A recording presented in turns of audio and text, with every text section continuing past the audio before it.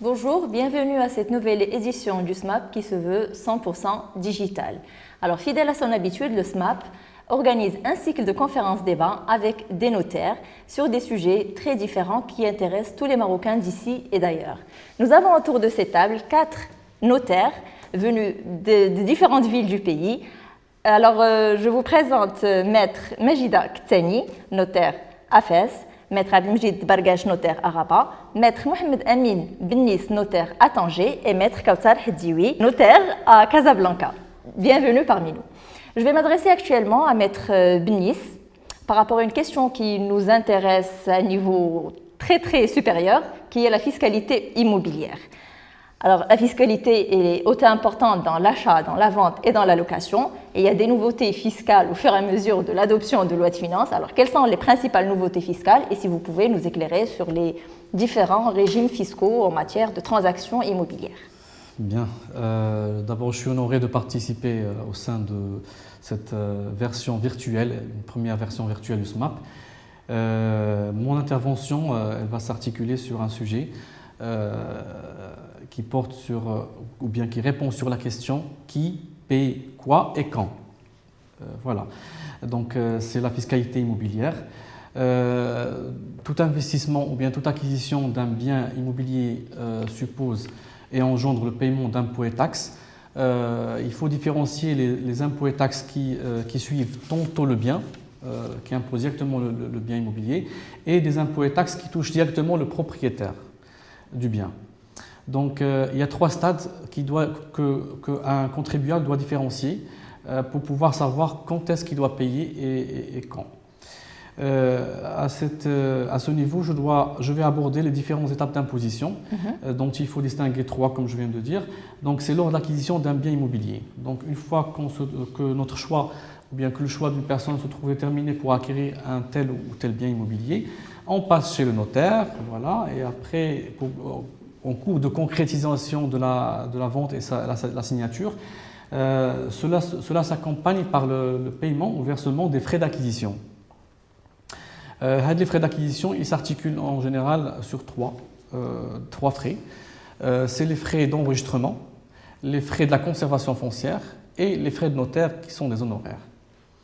En ce qui concerne les droits d'enregistrement, donc ces droits ils varient en fonction du bien à acquérir et au vu des dispositions de la loi de finances 2021, que ce sont des dispositions dont certaines sont transitoires et qui ont date butoir, c'est-à-dire qui s'appliquent avant la fin du 30 juin 2021, l'État a essayé d'encourager les petits ménages et d'assouplir la charge des frais en faisant des taux exceptionnels, des taux d'exception. Alors je vais dire pour un logement social, donc la plupart des gens ils parlent de logement social, donc l'enregistrement dans un cadre avant cette pandémie était de 3%. Alors qu'aujourd'hui, durant la période transitoire du 1er janvier jusqu'au 30 juin, il y a une gratuité de l'enregistrement, du taux d'enregistrement. Donc toute personne qui veut acheter un appartement à vocation sociale qui ne dépasse pas les 250 000 dirhams hors taxe, avec la ristourne de la TVA, tout le monde on sait ce qu'il en est, bénéficie d'une gratuité. Donc il ne paiera que les droits de la conservation foncière et les droits de notaire. Qui sont deux, on le rappelle Qui sont le droit classique, les droits d'enregistrement que je viens de dire pour le logement social, c'est 3%. Oui. Mais dans le cadre actuel, mais avant le 30 juin de cette année, c'est la gratuité. C'est gratuit. Voilà. Pour ce qui est des appartements, villas ou maisons qui sont plus de 250 000 dirhams, et aussi pour encourager toujours les petits ménages et des citoyens, l'État a prévu une réduction ou un rabais des droits d'enregistrement de 50%. Donc au départ, le taux classique pour l'enregistrement d'un appartement ou une maison était de 4%. Au jour d'aujourd'hui, jusqu'au 30 juin, il est de 2%. Voilà. Donc c'est toujours pour aider les gens à alléger la charge des frais. La même chose si on veut acheter un terrain, voilà. De toute façon, la loi de finances 2018, elle a abrogé la distinction entre si on veut construire ou on veut investir. Donc, le taux classique pour enregistrer une acquisition d'un terrain, c'est 5%. Et le taux transitoire, exceptionnel jusqu'au 30 juin, c'est 2,5%. Donc, si les gens ils ont toujours l'idée et les finances pour acheter, il faut les encourager à profiter de ce taux. Et on ne sait pas exactement si l'État va proroger cette durée pour profiter des avantages fiscaux ou pas. On ne le sait pas encore. Oui. Par contre, pour tout ce qui est terrain, ou tout ce qui est locaux commerciaux, ou tout ce qui est plateau usage de bureau, l'État, malheureusement, n'était pas équitable dans ce sens. Donc, lorsqu'on achète un bien, ces trois catégories de biens, on paie les droits d'enregistrement au plein tarif de 4%. Voilà. Bien sûr, après les droits d'enregistrement, vient les droits de la conservation foncière. Donc là, c'est très classique, le taux n'a pas changé depuis le nouveau taux de novembre 2017. Et il est toujours de 1,5% pour toute acquisition. Alors c'est ce qu'on appelle le droit de mutation. Le droit de la conservation foncière, c'est le droit de mutation, c'est pour inscrire le nom au nom de l'acquéreur. Peuvent s'ajouter éventuellement les droits d'hypothèque. Une personne achète un bien par le biais d'un prêt bancaire. Donc la banque, pour l'inscription de son hypothèque, ça fait engendrer des frais à hauteur d'un barème en fonction du montant du prêt. Voilà. Là, le législateur, dans un cadre normal, il a privilégié le logement social. Donc, au-dessous de 250 000 dirhams, c'est 0,5%. Et au-delà de ce montant-là, c'est 1,5%. Très bien. Toujours en matière de frais, c'est-à-dire quand on est acheteur, quand on est acquéreur, on se présente chez le notaire, on paie l'enregistrement, la conservation foncière et bien sûr les frais de notaire qui sont de 1% plus les débours. La deuxième étape, c'est la conséquence d'être propriétaire. Donc aujourd'hui, on est en 2021, on a acheté un bien et le paiement des droits et taxes ne s'arrête pas. Donc c'est la conséquence d'être propriétaire. Cette fois-ci, bien sûr, pour les prochaines années, les années à venir, et selon l'affectation du bien, on paie selon l'affectation du bien et selon le bien lui-même. Bien sûr, quand on parle d'affectation, c'est-à-dire qu'un logement, il y a un bien bâti, un appartement, une maison ou une villa, tout dépend d'affectation. Si on achète cette propriété pour y habiter personnellement, elle va être considérée fiscalement comme une résidence principale. Et à ce moment-là, bien sûr, quand on achète du neuf, on est plus privilégié parce que le bien, il est neuf, le promoteur vient d'avoir le permis d'habiter, on obtient l'exonération du paiement de la taxe d'habitation pendant une durée de 3 ans. Et à partir de la 4e année, on paie bien sûr la taxe d'habitation et des services communaux avec un abattement de 75%. Très bien. Et cela va de soi aussi pour les logements économiques ? Effectivement, ça va de soi pour les logements économiques, c'est une règle standard. Voilà, okay. C'est une règle standard. Pour le logement économique, c'est une obligation. Très bien. Si on achète un bien à usage, si on achète un bien social, c'est une obligation d'y avoir sa résidence principale pendant un minimum 4 années consécutives. Okay. Voilà. Alors une deuxième option, si on achète un bien pour en faire un investissement ou le garder en tant que résidence secondaire, cela suppose bien sûr qu'on a un premier logement qui est qualifié de principal, qu'elle soit dans la même ville où on a le premier logement ou bien dans toutes les autres villes du royaume. Et dans ce cas, la taxe d'habitation et la taxe des services communaux seront payées au plein tarif, voilà, en fonction de la valeur locative du bien dans tel ou tel quartier, qui est déterminé par la direction régionale des impôts, dans le cadre d'un référentiel, etc. Oui. Je vais ouvrir une brèche et on reviendra là-dessus après. C'est lorsqu'on achète un bien pour en faire un rendement locatif. Ça aussi, c'est une opportunité pour tout citoyen d'acheter un bien pour le mettre en location. J'en reviendrai, je vais passer, je reviendrai par la suite pour en dire plus avec mon confrère Maître Bergache. Très bien. Il se trouve Maître Bénis, qu'à la vente, il y a des taxes aussi à payer, notamment la TPI, et que enfin, je ne vais pas dire généralement, mais très souvent, ceux qui payent les taxes, les clients ne sont pas contents, et donc, voilà, ils veulent contester ce montant de taxes payées. Pour l'instant, pour répondre à votre question, il va venir par la suite. Okay. Dans le cadre de la vente. Voilà, dans le cadre de la vente d'un bien, je peux répondre, il n'y a pas de souci. Pas mal de personnes, effectivement, lorsqu'ils vendent des biens, ils se retrouvent par la suite avec un redressement fiscal de la part de l'administration. Aujourd'hui, cette opportunité, je pense qu'elle n'est plus à être, parce qu'aujourd'hui, que ce soit les citoyens ou bien nous, en tant que notaires, praticiens, on a ce qu'on appelle un référentiel. Oui. L'État a mis en place un référentiel pour toutes les villes du royaume. Ce référentiel, il est consulté, il n'est pas confidentiel, il est consulté sur des sites internet de la Direction générale des impôts, et il doit être appliqué, voilà, pour ne pas avoir des surprises, des mauvaises surprises et avoir des redressements fiscaux de la part des vendeurs. Sauf qu'il est suspendu momentanément pour cette effectivement, année. Effectivement. Bon, ça reste un tableau de bord. Exactement. Ça reste un tableau de bord pour lequel on ne peut pas passer une transaction jusqu'à ce qu'on consulte ce référentiel.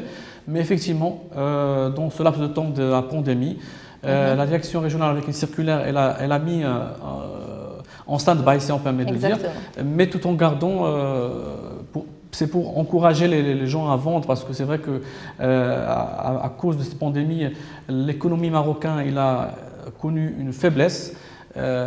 Parce que l'immobilier il se trouve au sein de l'économie marocaine. Et donc pour encourager les gens à vendre et à acheter, on a essayé de le suspendre et de le mettre en stand-by pour essayer d'avancer et de faire avancer la roue de l'économie marocaine dans ce sens. Je ferme la brèche et je continue par rapport au terrain. Donc si on achète des terrains, et là le contribuable il a deux choix. S'il achète le terrain pour y construire, il doit en avoir l'autorisation de construire dans l'année qui suit, au plus tard, l'acquisition, si ce n'est dans la même année, pour pouvoir bénéficier de l'exonération de la TNB. Voilà, ce qui est la taxe sur le terrain non bâti. Et une fois qu'il aura construit sa propriété et respecté bien évidemment le plan et reçu le permis d'habiter, il doit faire une déclaration. Ce qu'on appelle, bien, c'est une nouvelle taxe qui a été instaurée dans ce sens, la contribution sociale de solidarité, avec une exonération jusqu'à 300 mètres carrés. Voilà. Très bien, parfait. Sinon, si on dépasse 300 mètres carrés, elle est calculée au prix de 60 dirhams le mètre carré, couvert. Deuxième chose concernant le terrain, si on achète un terrain rien que pour l'avoir dans le patrimoine ou pour investir par la suite dans le cadre d'une vente, il faut payer chaque année une taxe qui s'appelle la TNB tous les ans avant le fin février. C'est une taxe, c'est un impôt déclaratif, c'est-à-dire que vous ne recevrez jamais un avis, mais il faut se présenter chaque année à la commune dont dépend le bien pour pouvoir se libérer de le paiement de cette taxe. Elle est aussi payable par palier de surface. C'est une très bonne question. Alors, la TNB, c'est une taxe locale, d'abord. Elle est déterminée selon le budget de la commune dont dépend le bien. Donc, elle est déterminée selon trois niveaux. Il y a le terrain à usage zone villa, voilà, qui sont situés dans des zones villa, terrain zone immeuble et terrain zone maison individuelle. Donc, la commune, elle détermine la tarification qui change d'une ville à l'autre et en fonction de l'affectation. Voilà. En effet. Le troisième volet, la fiscalité immobilière, c'est le statut de vendeur. Donc, au départ, on a acheté un bien, on a acquis un bien, on a investi, on était propriétaire, et à un moment de l'année ou bien à un moment de la vie, on souhaite changer son appartement ou bien son terrain, etc., pour en faire une autre acquisition, ou bien pour une simple vente. C'est ce qu'on appelle la circulation du bien par mutation. Donc la mutation peut être une mutation à titre onéreux ou à titre gratuit. Une mutation à titre gratuit, c'est ce qui est la donation. Et la mutation, pardon, la donation ou la succession, il y a à avoir hérité un bien. Et la mutation à titre onéreux, c'est par la vente, tout simplement, une vente conventionnelle. Et à ce stade-là, il faut distinguer deux choses dont j'ai tout à l'heure évoqué, et je vais évoquer une deuxième fois, qui sont très importantes. Quand on achète un bien et qu'on souhaite le vendre, il y a deux paramètres qu'il faudrait les revoir pour ne pas avoir de surprise. C'est la durée de détention, surtout quand je parle de biens construits ou bien de tout ce qui est appartement, maison, villa. Il faut distinguer la durée de détention et l'affectation du bien. Très bien. Donc, c'est deux choses qui sont liées entre eux. Si, par exemple, on prend un bien qu'on a acheté pendant 6 ans, pendant plus de 6 ans, voilà, la loi, elle prévoit l'exonération sous deux conditions. Que ce bien était la résidence principale de la personne, du propriétaire, de ses enfants, dans son conjoint, éventuellement ses parents, et que le prix ne dépasse pas les 4 millions de dirhams. Donc ce prix, il était avant, sous l'empire de la loi de finances 2020, plafonné à 2,5 millions. Donc la loi de finances 2021, ce seuil a été relevé à 4 millions de dirhams parce qu'on trouve des biens, un appartement peut atteindre 4 millions de dirhams. Une villa ne peut jamais atteindre 2,5 millions. Voilà. Donc on a essayé de pallier entre le seuil du prix et on l'a ramené à 4 millions de dirhams. Par contre, si on habite dans cette maison ou dans ce bien pendant une durée plus de 6 ans et que le prix de vente dépasse 4 millions de dirhams, l'État a plafonné, elle a institué la cotisation minimale de 3% sur ce qui excède 4 millions de dirhams. Et aussi, une nouveauté de la loi de finances 2020 également, c'est que pas mal de personnes, ils s'achètent des biens de superficie un peu plus courte, que par la suite ils veulent changer après 1 année, 2 ans, 3 ans, c'est-à-dire qu'ils n'ont pas honoré à la résidence principale plus de 6 ans. Donc l'État a ouvert une brèche là-dessus et elle a donné à ces gens-là l'opportunité de vendre, moi je la qualifie d'une vente précoce, avant le délai de 6 ans, avec un réinvestissement du produit de la vente dans une nouvelle acquisition. Oui.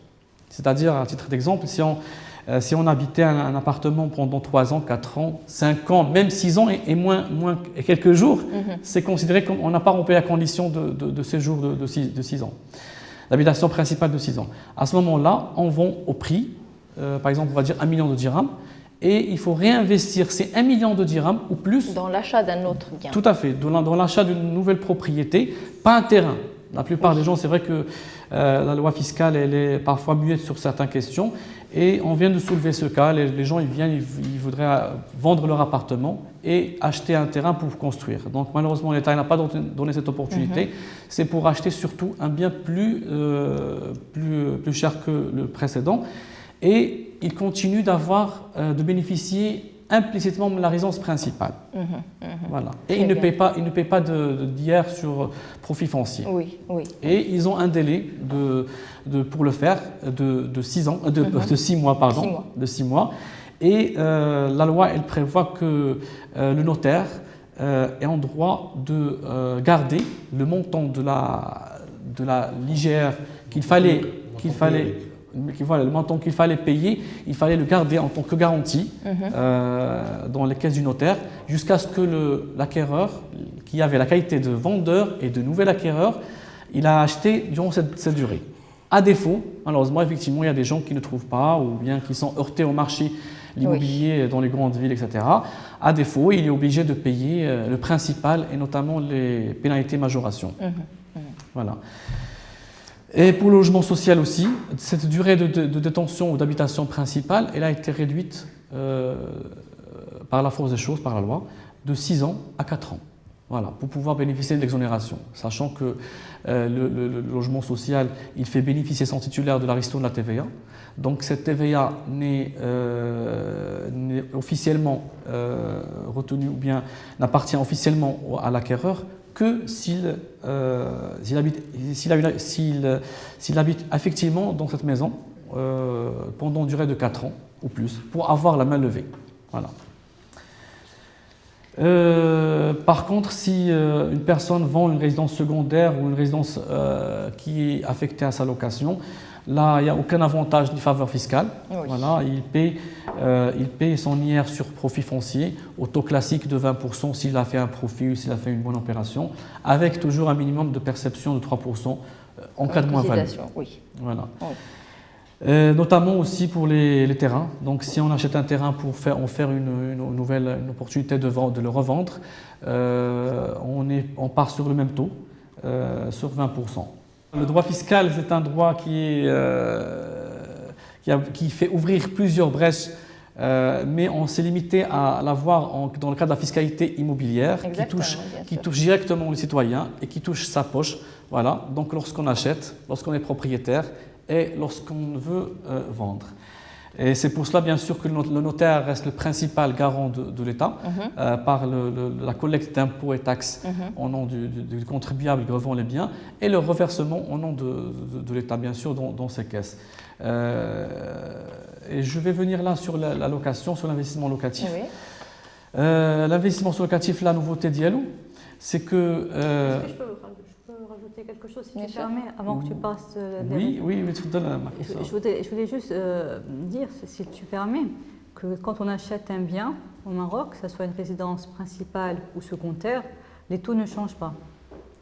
Et, quelle que soit la nationalité d'une personne, toute personne peut acheter un bien au Maroc. C'est-à-dire que toute personne peut acheter un bien, à l'exception bien évidemment des terrains agricoles, qui sont que les Marocains qui peuvent acheter ça. Il y a aussi une chose très importante, si tu permets aussi, c'est concernant les Marocains du monde, tous les avantages dont tu as parlé, les avantages fiscaux concernant l'IGR sur le profit foncier, nous sommes sur un pied d'égalité. C'est-à-dire qu'une personne, un Marocain qui a un bien au Maroc, et c'est ce bien, même s'il ne vient pas tout le temps, du moment qu'il a ce bien pendant 6 ans, et on prouve que c'est sa résidence principale au Maroc, il bénéficie des avantages fiscaux dont tu as parlé. C'est juste, je voulais juste préciser ça. Tout à fait, c'est ce que je viens, effectivement, j'ai souligné 2 mots qui sont très importants par rapport à ce que vient de dire ma consoeur, c'est la durée de détention et l'affectation. Donc la durée de détention, elle a un rapport direct avec l'exonération, mais avec une condition sine qua non qu'on a affecté le bien à notre logement principal. Je reviens sur le rendement locatif, ou bien si on achète un bien pour en faire une location, ou bien un rendement locatif. Dans ce cas, la nouvelle loi de finances la loi de finances 2019, elle a modifié le mode d'imposition et le recouvrement de l'IR. Au départ, il y avait un seul taux, et c'était le propriétaire bailleur qui faisait sa déclaration. Aujourd'hui, avec cette loi, le mode d'imposition des revenus, il a changé. Donc l'État, elle a voulu faire, parce qu'on sait aujourd'hui, il y a pas mal de ménages qui vivent grâce à des loyers. Et ces loyers, s'ils sont au-dessous de 30 000 dirhams, c'est-à-dire le revenu brut imposable est au-dessous de 30 000 dirhams, la personne elle est exonérée et ne paie pas d'IR sur revenu locatif. Très bien. Voilà. Très bien, c'est clair. Si les revenus locatifs sont supérieurs entre 30 000 et 120 000 dirhams, le contribuable paie 10%. Et si le revenu brut imposable annuel, bien sûr, est supérieur à 120 000 dirhams, le contribuable paie 15%. Voilà. À ce stade-là, c'est vrai qu'il y avait un petit problème et un petit amalgame lorsque cette loi est entrée en vigueur. C'est que qui paie quoi? On ne savait pas si c'était le propriétaire bailleur qui devait payer ou c'était le locataire. Voilà. Parce que cette loi, elle est venue en quelque sorte elle est venue mettre une certaine solidarité entre le locataire et le propriétaire. Donc le principe est devenu une exception et l'exception est devenue un principe. Je m'explique. L'État a donné pour le recouvrement de l'IR selon un choix. Elle a donné un choix aux personnes physiques ou personnes morales locataires, soit une retenue à la source ou un paiement spontané. Un retenue à la source, c'est-à-dire que le locataire doit retenir à la source, avant de payer le loyer mensuel à son propriétaire bailleur, il doit retenir le montant du loyer et la verser à l'État, faire une déclaration. Ça, c'est le principe, Oui. si on fait rien du tout. Mais si le propriétaire bailleur se manifeste, il peut opter pour la déclaration spontanée. Voilà, c'est-à-dire qu'il souhaite continuer le contrat de location et c'est lui qui est chargé de faire le paiement de l'IR sur revenu locatif. Et dans ce cas, le contribuable et propriétaire bailleur est invité à déposer une déclaration selon un modèle type d'administration avant le 1er mars, voilà, de chaque année. Et dans ce sens, je passe la parole à mon confrère Maître Bergache qui va ouvrir une grande brèche sur l'investissement locatif et le rendement locatif. Voilà. Justement, comme la fiscalité immobilière elle est claire, on peut utiliser aussi l'immobilier comme produit d'épargne. Et Maître Bergache va nous éclairer sur les avantages d'un placement immobilier comme produit d'épargne et sa défiscalisation. Merci beaucoup, cher ami et confrère Amine, pour ta présentation très claire, limpide. Sur la fiscalité, et c'est important pour un investisseur immobilier de connaître aujourd'hui quelles sont les ponctions dans son investissement à subir au moment de l'investissement, pendant la durée d'exploitation et à la fin de l'investissement ou du désinvestissement. Je rappelle, parce qu'aujourd'hui, comme vous achetez, c'est vrai que l'État on bénéficie jusqu'au 30 juin d'une promotion. C'est l'État qui a fait une promotion, puisque 0 en matière d'enrichissement pour la cession de logements sociaux. Ça aide effectivement le promoteur à déstocker. Et aujourd'hui, effectivement, il y a un rush, on constate. Et une réduction de 50% en matière d'enrichissement dans la limite de 4 millions. On est passé de 2,5 millions à 4 millions. Après, après juin, on va passer à aller entre 2%. Pour l'acquisition d'un appartement de 1 million de dirhams, on était à 20 000 dirhams de droits d'enregistrement, 1,5 de conservation foncière, et puis les honoraires du notaire, et quand il y a un crédit, il y a une hypothèque. C'est-à-dire que le coût d'acquisition va devenir important. On est à 6-7% de total, ce qui est vraiment exorbitant. Et là, on se demande, est-ce que le fait d'arrêter cette mesure incitative fiscale ne va pas contribuer à une certaine morosité du marché? Tout le monde est dans une situation d'attente. Après, pour moi personnellement, pour aborder le sujet qui me concerne, que j'avais intitulé « Investir dans l'immobilier locatif, une façon de s'enrichir lentement mais sûrement ». Comment faire de l'immobilier un produit d'épargne? Parce que effectivement aujourd'hui, quand on achète de l'immobilier, et ça c'est un constat, quand on voit les statistiques, les Marocains ont 80% de la population est propriétaire aujourd'hui de son appartement. C'est-à-dire que l'État marocain n'a pas eu une politique en matière de production de logements sociaux.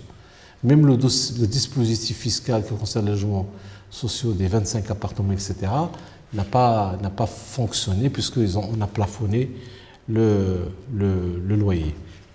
Et ma foi, la fiscalité du particulier, parce que vous avez parlé de la fiscalité des revenus locatifs appartenant à un particulier, maintenant, voyons autre chose, explorons d'autres pistes.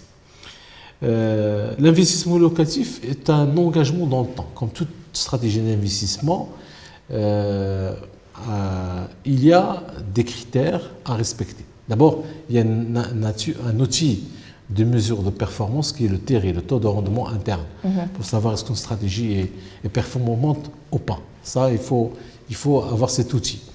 Après, quels sont les critères devant présider à chaque investissement locatif, immobilier locatif? À ma foi, il y a 5 critères de choix. Moi, j'ajoute un 6e critère.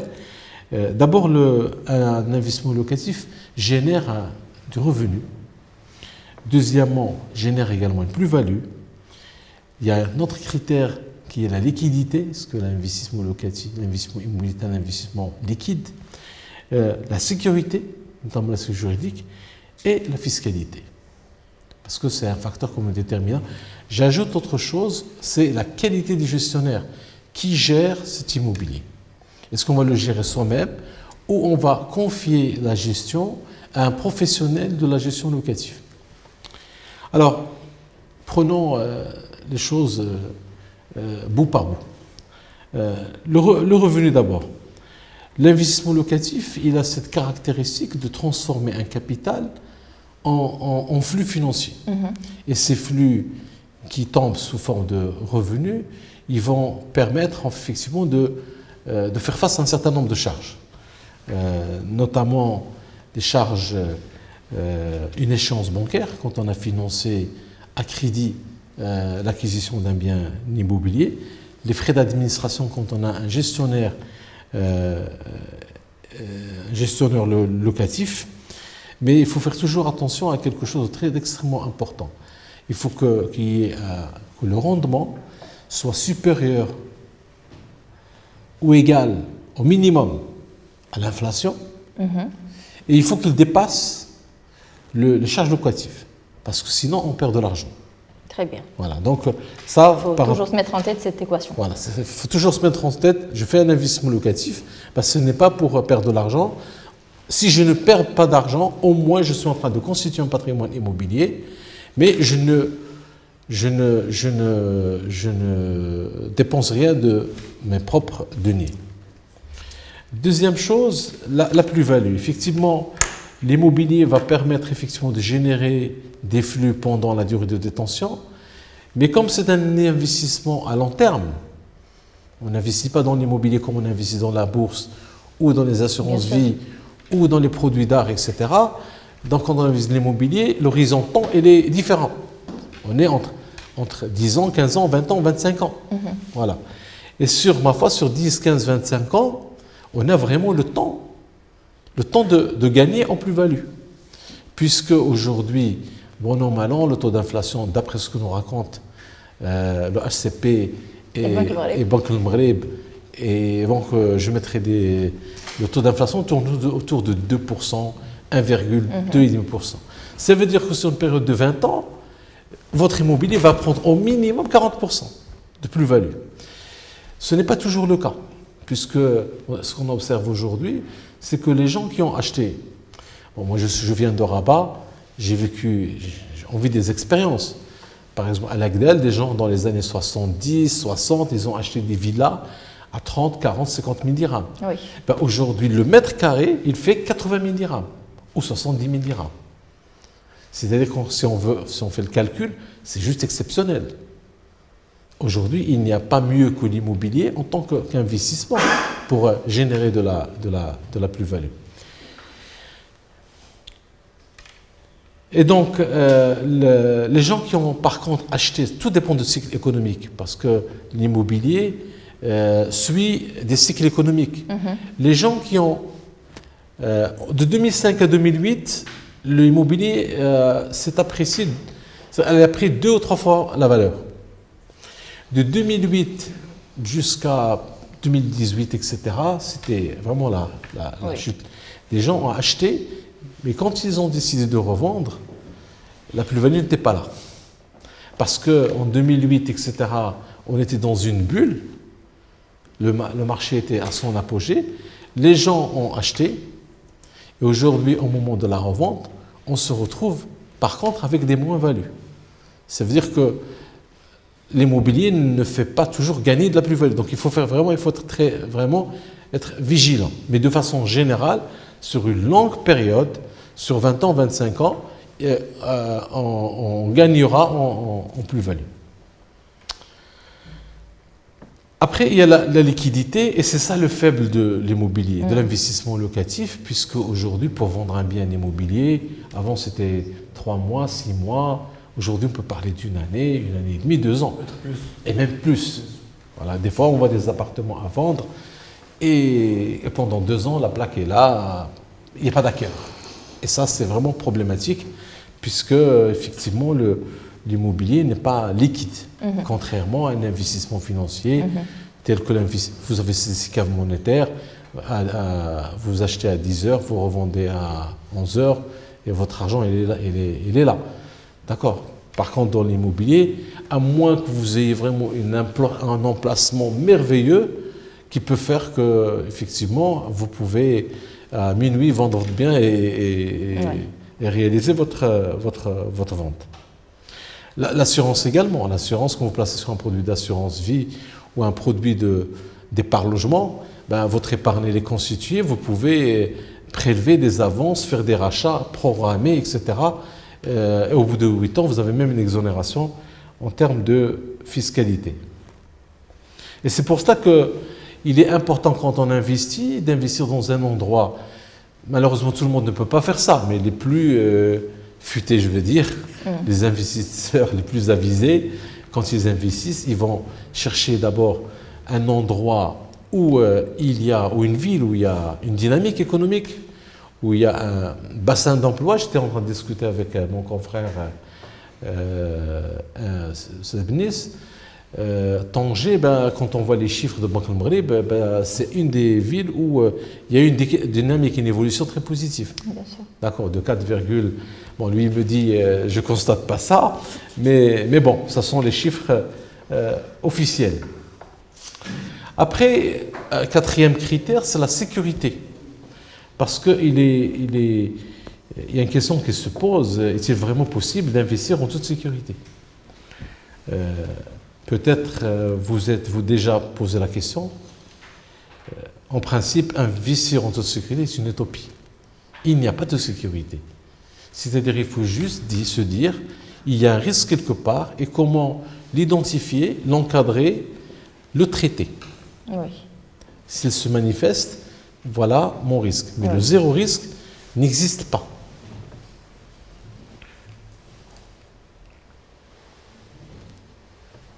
Comme je venais de le dire, le grand risque d'un investissement locatif, c'est que le rendement soit inférieur par rapport aux charges.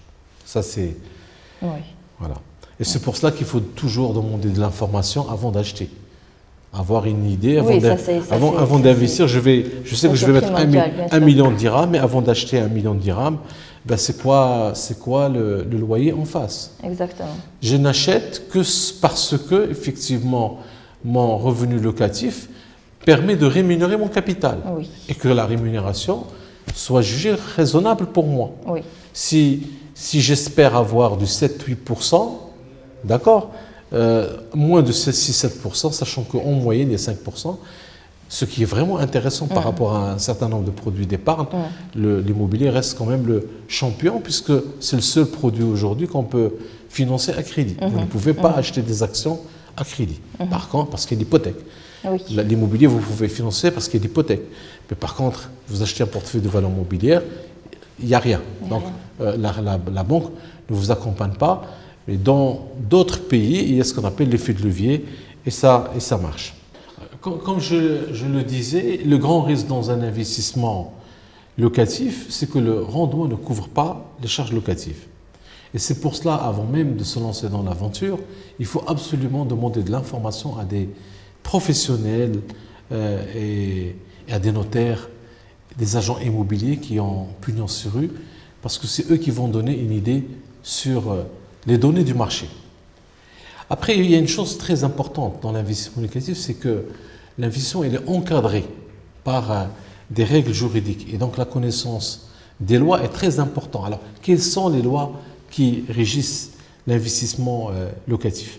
D'abord, nous avons la loi 679 instituant un cadre régissant les rapports entre bailleurs et locataires. Et on sait très bien que cette loi a été réformée plusieurs reprises dans le sens d'une amélioration des rapports entre bailleurs et locataires et répond mieux à des problématiques telles que le recouvrement des loyers, la revalorisation du loyer et la fin du contrat si d'aventure une des parties ne respecte pas ses engagements, notamment le locataire lorsqu'il ne paye pas ses loyers. Nous avons je suis tombé par hasard sur un texte de 11 janvier 1932 concernant le contrôle du meublé. C'est-à-dire quand vous achetez un appartement que vous destinez à la location meublée, il faut donner de l'information à la police et à l'administration fiscale. Beaucoup ne font pas ça et c'est une contravention par rapport à la loi. Il y a également ce qu'on appelle la loi 80-14 sur les institutions hôtelières qui, elle, a créé une sorte de digitalisation de la déclaration des nuitées. Donc, ça ne concerne pas que les hôtels, mais ça concerne également les établissements touristiques et hôteliers. Il y a également ce qu'on appelle la loi sur les résidences immobilières de promotion touristique. Je ne vais pas aller dans le détail compte tenu du temps qui me reste. Mais je reviens au dernier critère et le plus important, celui de la fiscalité et de l'optimisation de la fiscalité. Il a parlé de la fiscalité, moi je vais parler de la défiscalisation. Comment défiscaliser l'investissement immobilier. Et je vais donner un exemple, parce qu'il ne suffit pas de parler comme ça dans le vague, mais je donne un exemple. Et ça, c'est quelque chose qu'on a fait et refait. Dans le contexte français, on parle de M. Dupont, donc on parle de M. Larbi, ou M. L'Asri. M. L'Asri achète une villa à 3,5 millions et une villa d'une superficie de 240 mètres carrés couverts, avec un terrain de 450 mètres carrés. Bien sûr, les 3,5 millions, c'est un prix TTC. Ça veut dire qu'il y a une valeur terrain qui est de l'ordre de 400 000 dirhams. Il y a une valeur de construction qui est dans les alentours de 2,5 millions, mais il y a la TVA qui grève la partie construction qui est de 500 000 dirhams. Donc, aujourd'hui, il est permis, depuis une loi de finances de 2007, par l'article 92, paragraphe 1-6, d'être exonéré de la TVA. Il y a bien sûr des conditions, je vais y revenir. Ça veut dire qu'on peut acheter de l'immobilier sans payer de la TVA. Imaginons que pour ce monsieur, pour M. L'Asri, il ne va pas payer les 3,5 millions, il va payer juste 2,8 millions pour son investissement. Alors, bien sûr, l'acquisition pourrait se faire à titre individuel, comme il peut se faire à travers une structure sociétaire, une SARL, une société civile, etc. Alors, autre condition pour pouvoir effectivement bénéficier de l'exonération, c'est qu'il faut s'engager à utiliser, à affecter la villa en question ou l'actif à la location en meublé. Très bien. Et il faut détenir le bien pendant une période de 10 ans. Et il faut s'inscrire au rôle, bien sûr, de la taxe professionnelle en tant que loueur en meublé et le registre de commerce également en tant que loueur en meublé. Imaginons que cette villa que vous avez achetée à 3,5 millions et qui vous a coûté que 2,8 millions, puisque vous étiez exonéré de la TVA, donc vous n'avez pas décaissé la TVA au départ, que vous allez louer moyennant un rendement de 7%. Je prends minimum. Alors, sur 7%, tout simplement sur une période de location de 10 ans, sans aller à 20 ans, je réalise un total des revenus locatifs de 2,350 000 dirhams. Ce qui veut dire que le coût global de l'opération, j'ai acheté à 2,8 millions, j'ai été exonéré de la TVA à 500 000 dirhams et j'ai mon revenu locatif, mon rendement locatif sur la période de 10 ans étant de 2,3 millions. Ça veut dire que mon effort personnel, mes fonds propres, mon investissement était de 500 000 dirhams, ce qui représentait quelque chose comme 15% de l'investissement total. J'ai investi 15% et j'ai récupéré, grâce à l'exonération de la TVA et le rendement locatif, j'ai récupéré au bout de 10 ans, 12 ans, et c'est comme ça que j'appelle aujourd'hui un produit d'épargne. Parce que pendant la période de détention, nous allons payer les échéances bancaires, nous allons payer les frais d'administration parce que il y a également la possibilité de déduire les dotations d'amortissement. Si je combine juste ces trois éléments-là, je suis à un niveau de charge supérieur au rendement. Autrement dit, pendant toute la période d'exploitation, je ne fais que creuser mon déficit. Lequel déficit, dans 15 ans, le jour où je décide de vendre, j'ai un déficit tellement important que je vais bien sûr répercuter sur la plus-value future. Donc vous comprenez que c'est une stratégie d'investissement extraordinaire. À l'entrée, ça permet effectivement d'obtenir une exonération TVA et de ne pas la décaisser. Pendant l'exploitation, on ne paye pas d'impôts, on ne paye pas d'IS, on ne peut pas d'IR, même pas les 15% dont il a parlé mon confrère, puisque les charges sont supérieures à la... Parce qu'une dotation d'amortissement qui est de 5%, ce n'est pas du cash, mais on peut la déduire. Résultat de la course, on a un déficit pendant toute la période de la... Et à la fin, même en payant de la plus-value, on ne va pas payer énormément.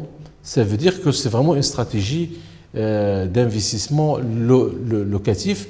Et imaginons quelqu'un, à la fin de ses jours, il a payé son endettement, etc. Il va avoir son revenu locatif qui peut servir comme complément de revenus. Il part en retraite, ses salaires, ses revenus, sa pension va baisser, le revenu locatif va venir en complément de ses revenus, il va pouvoir vivre plus ou moins à l'aise. Voilà ce que j'avais à compléter par rapport au sujet de mon ami qui a parlé de la fiscalité. Moi, j'ai parlé de la défiscalisation ou de l'optimisation fiscale. Et merci plutôt. Il y a maître... Excusez-moi, concernant ce qu'a dit maître Bargache, ce qui est intéressant aussi, c'est même pour les promoteurs qui ont du stock et qui, des fois, leur reste des appartements, c'est intéressant pour eux de proposer ces achats défiscalisés. Donc le promoteur, il faudra juste qu'il joue le jeu et qu'il produise une facture pro forma, tout simplement. Très bien. Exactement, tout à fait. Mais peut-être c'est pas vraiment le cœur du métier du promoteur. Le promoteur a envie de construire et de vendre rapidement, c'est-à-dire de rentabiliser son investissement rapidement, pas dans la durée, quoi. Non, c'est ce que je dis, c'est pour vendre un bien. Un bien, certaines personnes qui veulent acheter un bien défiscalisé pour le louer, donc ils peuvent avoir recours à ce qu'a dit maître Bargache. Oui. Et c'est intéressant même pour le promoteur, pour les gens qui ont du stock, de vendre comme ça, parce qu'ils vendent moins cher. Le promoteur, la seule chose qu'on lui demandera, c'est de fournir une facture pro forma. Très bien, c'est clair. Maître Kteni. Oui, alors je voudrais rebondir en ce qui concerne Maître Benis, en ce qui concerne la taxe sur les terrains non bâtis.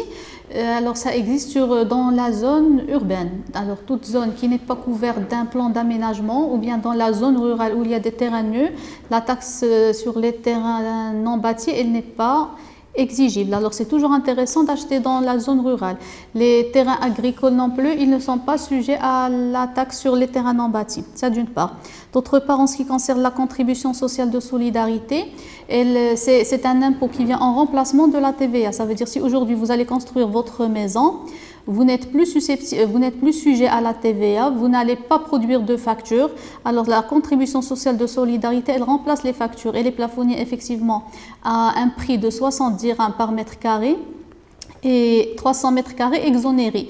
Par contre, si vous construisez plus de 300 mètres carrés, vous n'êtes pas exonéré pour les 300 et vous payez pour le surplus. Vous payez pour la totalité que vous avez construit. Et le troisième point, j'ai pris note en ce qui concerne l'acquisition dans 6 mois.